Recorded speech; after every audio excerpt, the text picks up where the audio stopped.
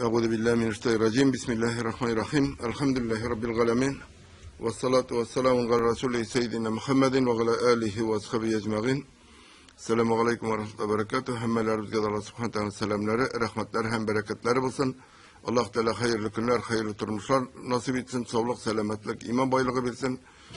Mallarımızga, ailelerimizge, balalarımızga bereket versin. Hem de indi özünün rızalığına erişip, özünün rızalığı bilen özünün rahmeti bilen va'da etilgen cennetlerge hemmelerimizin de erişirler nasip kılsın. Biz indi devam ederiz şu ahiret günü imanın hem indi ötken otuna da biz qaradık indi ölüm turunda hem indi bugün indi kabir gazabı turunda şulay indi Allah Teala şulay terip yaratkan kişi tuğa yaşı öle hem indi kabirge urnaştırıla hem yanadan kabirden kubarılıp kıyamet gününde indi Rabbisi karşına cevapka basa hem biz münafşı kıyamet günün bugün qarab giteriz inşallah kıyamet gününün barışın.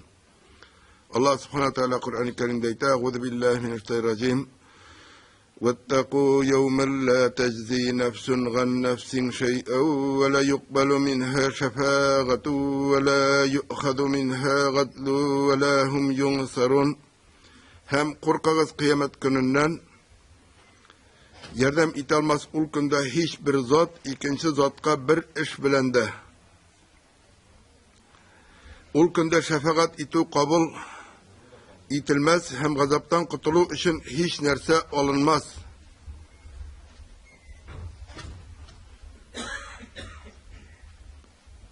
Allah Teala dünyalarını özünün barça canlı, cansız eybirleri, mahlukları bilen uluş ettirip yaratkan.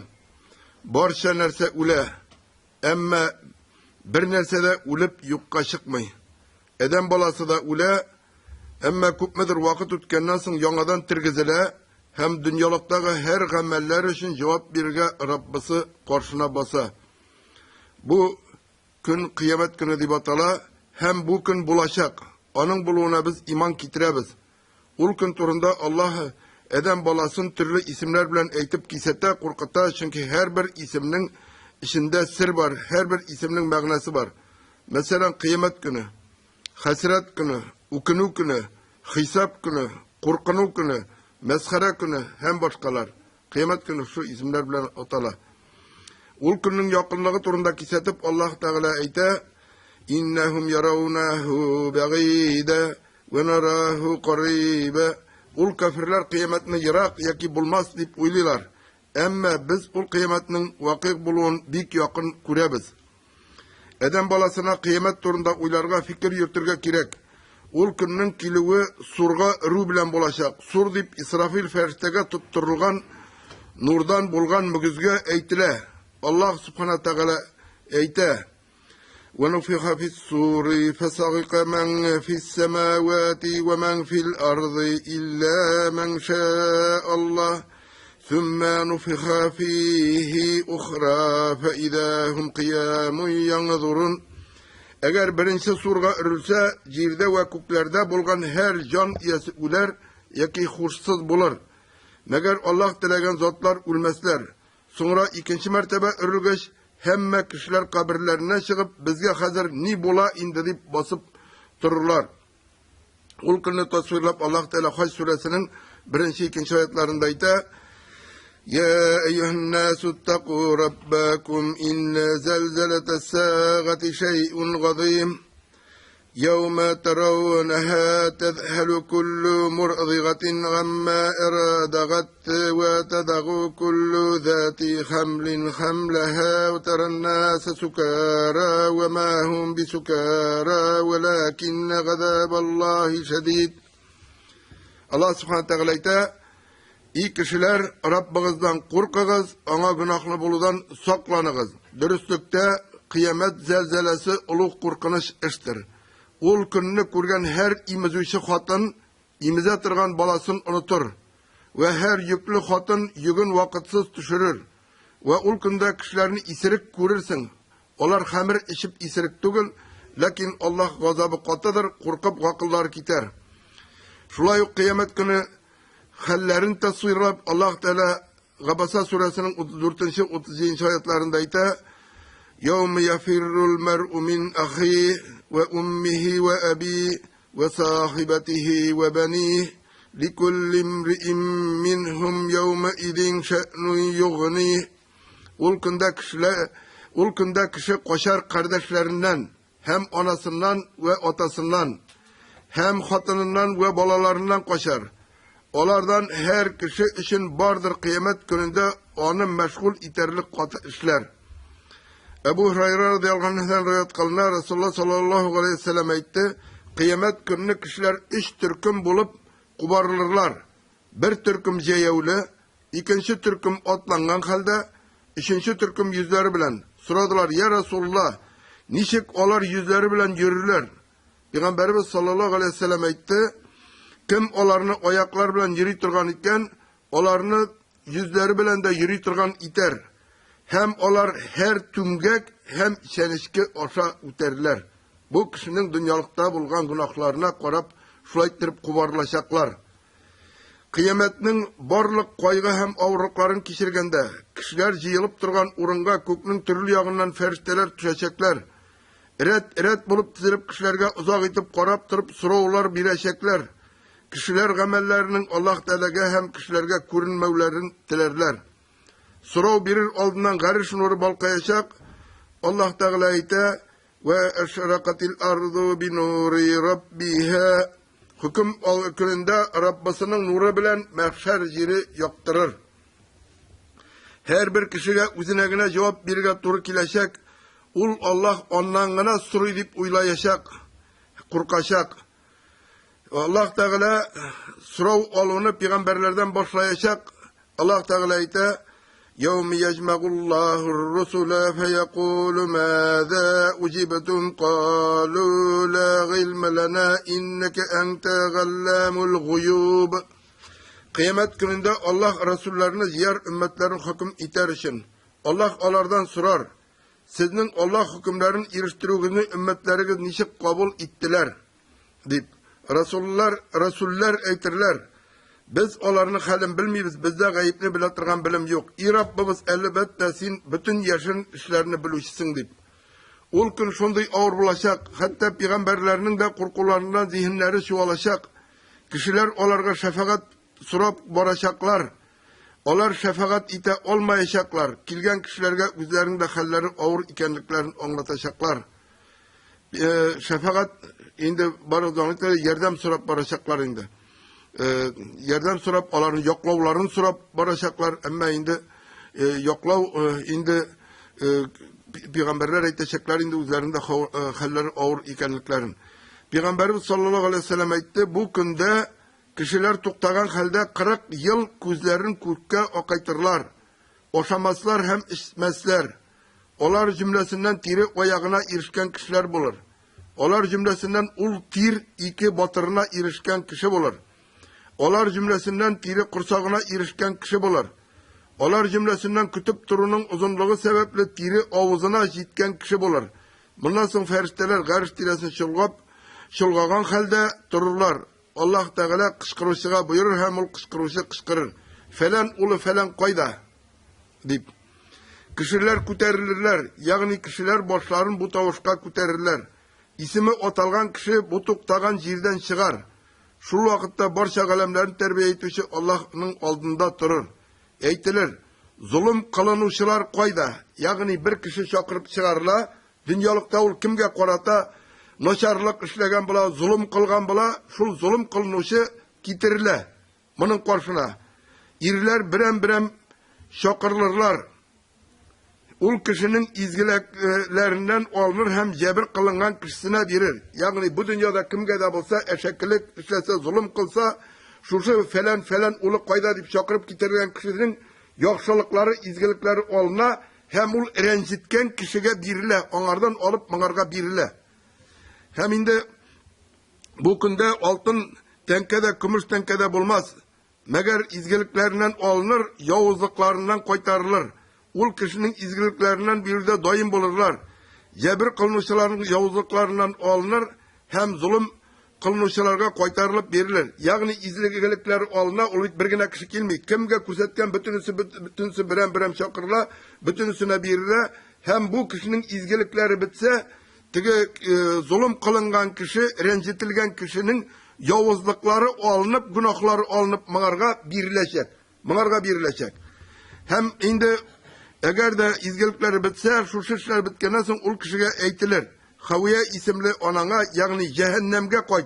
Çünkü bu konuda hiçbir cebir yok deyip. Peygamber sallallahu aleyhi ve sellem aytti, kuldan birinci sorulgan nerse onun namazı turunda. Eğer olar tüzük yani yütelgen bulsalar, ul ülgürüşçilerden bulur, hem ecrin olur. Eğer de namazları yeterlik bulmasa, ul ülgürüşçilerden bulmaz, hem hasretke türkçilerden bulur. Eğer farz namazlarında kimçilikler bulsa, Allah azze ve celle, qarib benim kulumның farz namazlarının kimçiliklerini bitirirken nefil namazları yok mu deytir. Hem şundan soň onun başka gamellerinden soraw bolacak. Yani farz gamellerinde kimçilik bulsa, nefil namazları bilen şu farz gamellerinin kimçilikleri bitirilecek, tululandırılacak. Şulay kıyamet gününde başka farz hem vacip gamellerden de soraw bolacak. Ebu Hureyre'den rivayet ettiler, kıyamet günde 4 nersege cevap vermey turup, hiçbir kul ayağın otlamaz. Birincisi, gümrü hakkında sorarlar, nişik ütkerdin deyip. İkincisi, teninden sorarlar, ni bilen meşgul buldun deyip. Üçüncüsü, gamelleri hakkında sorarlar, ni kıldın, ni hasil kıldın deyip. Dörtüncüsü, malından sorarlar. Koydan kesip ettin hem koya sarf ettin deyip. Yani halal yol bilen taptın mı, haram bilen mi? Halal yolga tuttun mu, haramga tuttun mu? Şu sorular bulacak. Ebu Hureyre'den rivayet kılına Allah Teala kıyamet gününde aytır. Ey Eden balası, min avırdım. Sen benim halimni bilmedin. Ul aytır, ey Rabbim, niçik min senin halini bileyim? Sen bit galemlerinin Rabbası. Allah Teala aytır, sen bilmedin mi? Benim kullarımın birisi avru idi. Şunun halin bilsen, şunda meni tobar idin deyip. Allah aytır, ey Eden balası, min senden rızık suradım, sen bilmedin deyip. Eden balası aytır, ey Rabbim, sen bit galemlerinin Rabbası. Allah Teala aytır, bilmedin mi? Benim kullarımın birisi senden rızık suradı, sen onu rızıklandırmadın. Bilmedin mi? Eğer onu rızıklandırsan, beni şunda tabar idin deyip. Allah Teala aytır, ey Eden balası, min senden içerge su suradım, sen bilmedin deyip. Eden balası aytır, ey Rabbim, sen bit galemlerin Rabbası, niçik min seni içireyim deyip. Allah Teala aytır, benim kullarımın birisi senden içerge su suradı, sen onu içirmedin. Eğer içirgen bulsan, minde üzüne ecir sevaplar tabar idin deyip. Peygamber sallallahu aleyhi ve sellem aytdı, kıyamet gününde kişiler 3 tapkır bastırılacaklar. İkisi tartışu talaşu, hem üzlerin aklanuda öteşek. Üçüncüsü, gamel defterleri tiyişli tarafka birileşek. Gamel defterleri un yağından birilgen kişi tizden cingirlik bilen hesap kılınır. Gamel defteri sul yağından birilişi utka kire. İndi gamel defterlerin, bizim indi gamellerimiz yazılıp barla, un yaktağısı ferişte utıra ul yaza, yakşı gamellerini sul yaktağımızda utıra ferişte ulnaşarların. Şuşa gamel defterlerinin kıyamet gününde un yaktan birliği kursetek kişinin nişik hüküm itileşegi uruşunda bilinecek.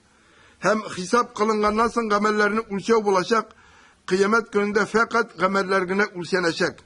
Kıyamet günde kişiler yığılgan meydanda Allah Teala hüküm için kilip nurun yoktuptaşak, hem bütün kişiler onların yugaltacaklar. Peygamber sallallahu aleyhi ve sellem aytdı. Kıyamet günde kişiler hurşların yolundan yazarlar. Birinci onga kilişi min bulurman. Şunda Musa'nın gariş tutkasına tutunganı kiliş görürmün. Musa aleyhisselam'ın indi. Bilmeyim, ul minden oldan onuna kilgen mi, yeyse tur tavunda onun yugaltığı arkasında, mında onun yugaltmadı mı diye. Kıyamet gününde Allah Teala'nın nimet itip peygamberi ümmet için birgen havuz diyen kulü var. Havuz ul hürmetli urunda urnaşkan kul. Onun suyu sütten ağırak, baldan da tatlırak, buzdan da salkınrak, muskustan da hoş istirek. Kevser yılgasından ağıp kile. Suyun içerisin koyulgan savutlar sanı kökteki yıldızlardan da kübrek. Kingligi uzunluğu sıman. Her bir yağı bir aylık yol şaması. Peygamberi sallallahu aleyhi ve sellem aytdı. Kulüm yanına min birinci kilirmen. Minim yanıma kilip jite olgan kişi kulden içer. Onun suyun içken kişi mengi susamaz. Mine yolukkan bir türkümlü görürmen. Min olarını tanırman, olar da mini tanırlar. Lakin olarga yol koplanır. Ebu Sa'id Hudri Mangasep aytdı, Peygamber sallallahu aleyhi ve sellem aytdı. hem eytirmin, bular benim ümmetimden deyip, ikisi de birisi tanıy, ama tigilerge yol yapılar, şunasın Peygamberimiz sallallahu aleyhi ve sellem, bular benim ümmetimden deyip eytir, men eytilir. Dürüstlükte sen olarının uzundan sonra işlegenlerini bilmeysin. Men eytirmin, menden sonra dinini özgertkenlerini bundan sürügüz, yırak kılığız deyip. Kul Sirat Köprü aldığındaki meydanga urnaşkan, dinden çıkanlar, dinini özgertkenler kul yanına kile olmazlar. Kul ulşev aldığından bula, yani kulden su içkenden sonra gameller ulşev bula. Allah subhanahu teala ayta وَنَدَعُ الْمَوَازِينَ الْقِسْطَ لِيَوْمِ الْقِيَامَةِ فَلَا تُظْلَمُ نَفْسٌ شَيْئًا. Kıyamet günü için biz gadil ulşevini koyarız. Soğubu kimitilip, yaki günahı arttırılıp hiç kimge zulüm iti bulmaz. Şulayık Allah Teala ayta فَأَمَّا مَنْ ثَقُلَتْ مَوَازِينُ فَهُوَ فِي غِيشَةٍ رَاضِيَةٍ وَأَمَّا مَنْ خَفَّتْ مَوَازِينُ فَأُمُّهُ هَاوِيَةٌ. Birovning yani Müslümanның ulşevde günahına qaraganda soğubu ağırrak bulsa, ol Müslüman cennette o'zi razı bo'lgan rahat turmushdadir. Ve bir Müslümanның ulşevde savobına qaraganda günahı ağır kelsa, yani yaxshiliqına qaraganda yomonligi ko'proq bo'lsa, onun onası merhametsiz bo'lgan Haviya isimli cehennem ona o'rin bo'lar. Bu oyatlerde ulşevler, yani ulşevler sözü ko'plik soni bilan kela, hamda bu ulşevler ko'p bo'lganga yeyse, ulşene turan gameller türlü bo'lganga şulay aytila. Hadislerden bilgili bo'lgancha, ulşev iki telinkeli maddi kuruna turgan ulşev. Gamellerin ulşev, maddi mana bizning ulşevler var, bizmenler. Şunun gibi ulşev. İmam Ahmet rivayet etken gamel defterleri turunda hadiste Peygamberimiz sallallahu aleyhi ve sellem ayta, gamel defterleri ulşevinin bir yağına soluna, ikinci yağına iki şehadet yazılgan takta, La ilahe illallah Muhammed Resulullah deyip kisegi soluna, şunda defterler küterilecek, takta kisegi onlardan ağır bulaşak. Kim imanını bula, kim şin imanını bula, onun imanını basacak şuşun ilerin. Gameller ulşev, gameller hesap kılıngandan soň cezanı bilgilew için bulaşak. Hem neticege qarap kişinin barır orunu bilgilene.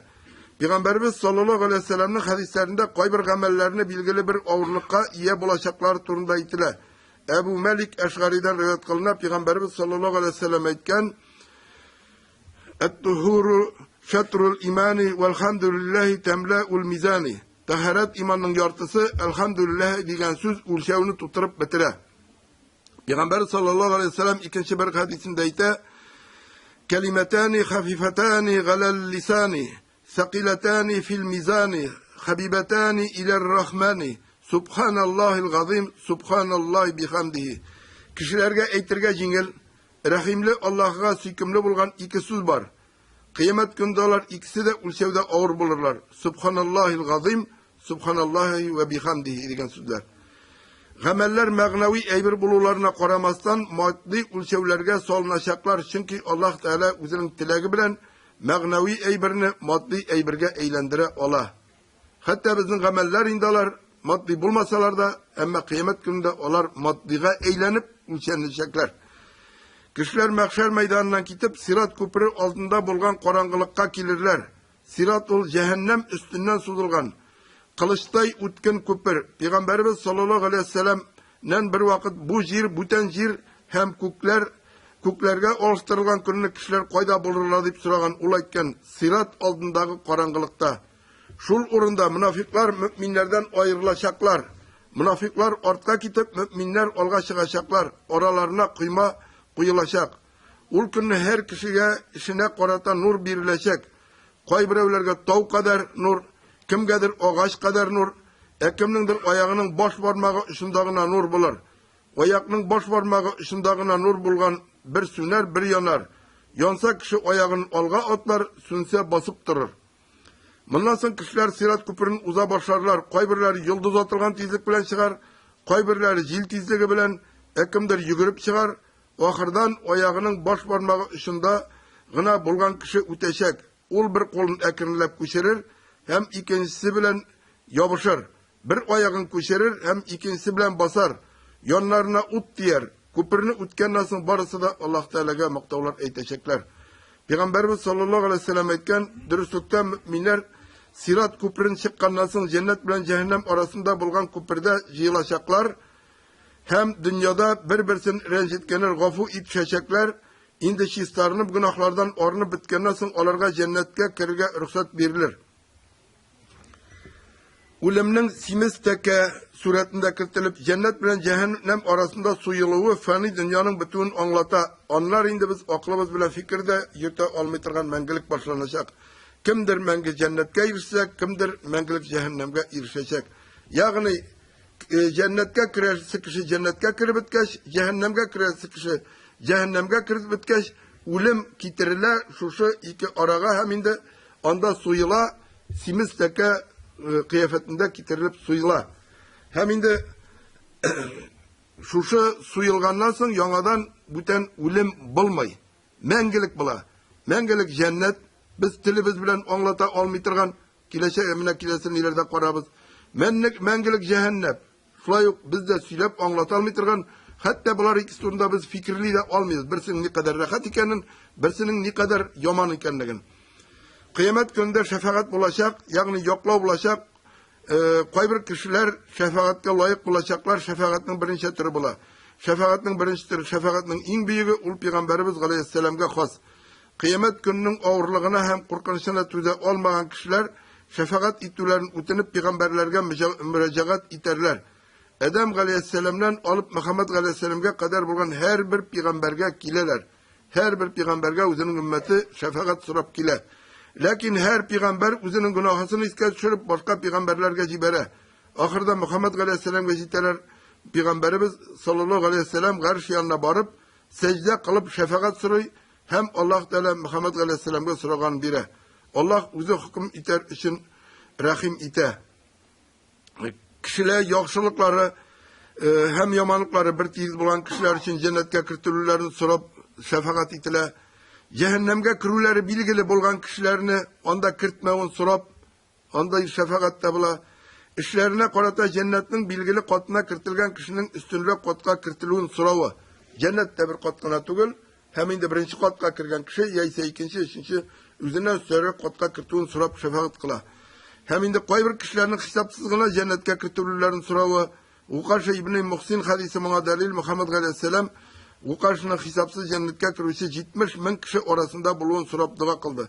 Yani bunda indi Peygamberimiz sallallahu aleyhi ve sellem sahabelerge söylüyor 70.000 kişi soravsız gına cennetke kirir deyip. Şunda Uqaşa İbn-i Muhsin Turada ayta ya Resulullah min de şol 70 kişi arasında bulsam iyi deyip. Anarga Peygamberimiz sallallahu aleyhi ve sellem indi ayta sen de bulursun şunda deyip. Hem ikinci bir sahabe turab aytkaç ulan arga seni Uqaşa İbn-i Muhsin indi senden ülgürrek ide deyip cevap bire.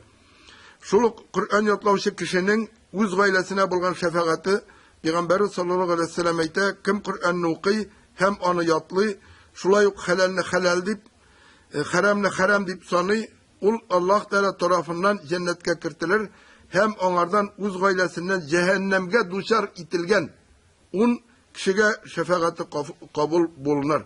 Hem indi şuna göre indi mine balalarımızı okutsak idi Kur'an hafizler indi bulsalar inşallah bizge şunday şefaatler yardımlar iterler. Biz indi bugün mine qarab gittik. Ninin kıyamet gününün barışı turunda kıyamet gününün barışı turunda hem indi kıyamet günü biz elbette indi bugün etkenimse göz aldına getirip bitire almıyoruz bütün üstünde neden kıyamet günü bulaşak hem indi kişinin ölümü bilen Peygamber sallallahu aleyhi ve sellem'in kıyameti başlayan biz bilmiyoruz. Ahirette onda indi kıyaş çığa kıyaş batılar yok. Onda ikinci türlü vakit ölçevleri de var. Hem indi şu kıyamet günü indi kişinin ölümü bilen bulsa da bu ayrım kişiye kalırsa da emme günlerden bir günü bütün kişilerden şulay ölü bitecekler. Hem bütünüsü de kuvarlaşacaklar. Bütünüsü de Rabbalar karşına soruğa basacaklar. Hem şunda bizim bugünkü turmuşumuz bu dünyalığımız hal itilecek. Kim kimini rencitken yine aytıp gittim indi rencitüşü kişi bastırılacak. Rencitilüşü kişiye onun bütün yoksullukları birilecek. Hem indi barımızdan da şunday sorular bulaşak. Allah subhanahu teala hemmelerimize de özünün izgi süyüklü kullarından nasip kılsın, Müslümanlardan nasip kılsın. Üzüne güne iman getirişlerden nasip kılsın. Mallarımızga, balalarımızga, turmuşumuzga bereket versin. Hem indi kolgan göbürümüzün İslam dininde bulunun nasip edip, indi barışak burunlarımızın da cennetlerde bulunlarını nasip kılsın. Selamun Aleyküm ve Rahmetullahi ve Berekatuhu.